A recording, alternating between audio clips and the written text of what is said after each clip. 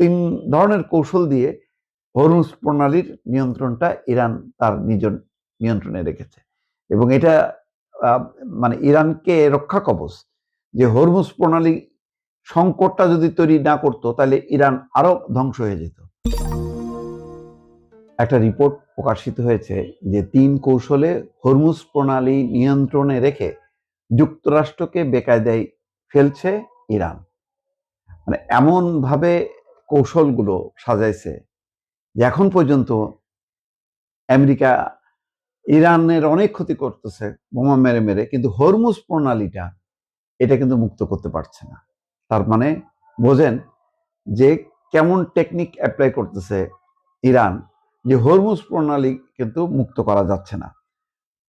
এবং এটা যে একটা অসম্ভব ব্যাপার এখন পর্যন্ত, সেটা তার মিত্ররাও বুঝে গেছে। সেই জন্য কেউ আর সাড়া দেয়নি ট্রাম্পের ডাকে সাড়া দিয়ে হরমুজ প্রণালীতে তাদের মানে জাহাজ, যুদ্ধ জাহাজ কিন্তু কেউ পাঠায়নি। প্রায় 4 সপ্তাহ ধরে কার্যত বন্ধ রয়েছে কৌশলগতভাবে গুরুত্বপূর্ণ সমুদ্রপথ হরমুজ প্রণালী। এর ফলে বিশ্বজুড়ে জ্বালানি তেলের বাজারে চরম বিশৃঙ্খলা দেখা দিয়েছে। এই অচলাবস্থা দ্রুতই কাটার কোনো লক্ষণ দেখা যাচ্ছে না। 5টা দেশের কথা বলছে আনুষ্ঠানিকভাবে, বাংলাদেশ, পাকিস্তান, ভারত এরকম, আর রাশিয়া, চীন, যে তাদের ব্যাপারে কোনো আপত্তি নেই। পারস্য উপসাগরে ইরানের হুমকি এবং জাহাজে হামলার আশঙ্কায় এই সংকীর্ণ জলপথ দিয়ে নৌযান চলাচল প্রায় বন্ধ হয়ে গেছে। বিশ্বের প্রায় 20% জ্বালানি তেল এবং প্রাকৃতিক গ্যাস এই পথ দিয়েই পরিবহন হয়, 20%। এছাড়া বিশ্বের খাদ্য উৎপাদনে প্রয়োজনীয় সার পরিবহনেরও প্রধান পথ এটি। জ্বালানি সংকট আরো ঘনীভূত হওয়ায় মার্কিন প্রেসিডেন্ট ডোনাল্ড ট্রাম্প এই অবরোধ তুলে নিতে কূটনৈতিক প্রচেষ্টার কথাও বলেছেন, যে ইরানি তেলের উপর যে নিষেধাজ্ঞা সেটাও তুলে দিছে। পাশাপাশি মধ্যপ্রাচ্যে আরো কয়েক হাজার সেনা মোতায়েন এবং তেলবাহী জাহাজগুলোকে মার্কিন নৌবাহিনীর পাহারায় পার করে দেওয়ার উপায় খুঁজছেন তিনি। তবে অনেক ক্ষেত্রেই ইরানের পাল্লা এখনো ভারী। এর অন্যতম বড় কারণ দেশটির অপ্রচলিত যুদ্ধ পদ্ধতি, যেমন সস্তা ড্রোন এবং সমুদ্র মাইনের ব্যবহার। অন্য কারণটি হলো ইরানের ভৌগোলিক অবস্থান।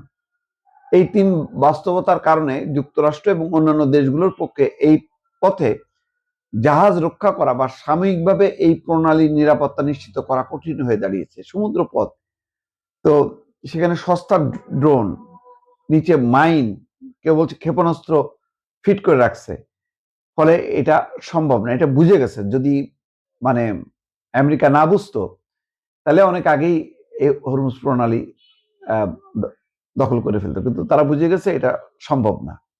এছাড়া এই প্রণালীর নিয়ন্ত্রণ ধরে রাখা ইরানের জন্য আর্থিকভাবে লাভজনক। গত 23শে মার্চ লয়েডস লিস্ট ইন্টেলিজেন্সের একটি প্রতিবেদনে জানানো হয় অন্তত 2টি জাহাজ এই পথ দিয়ে নিরাপদে যাওয়ার জন্য মোটা অঙ্কের অর্থ পরিশোধ করছে। তার মানে টাকা দিয়ে এখন যাইতে হচ্ছে। ইরানি কর্মকর্তারা জানিয়েছেন নির্দিষ্ট কিছু জাহাজকে নিরাপদে পার করে দেওয়ার বিনিময়ে তারা এভাবে ফি নেওয়া অব্যাহত রাখবেন।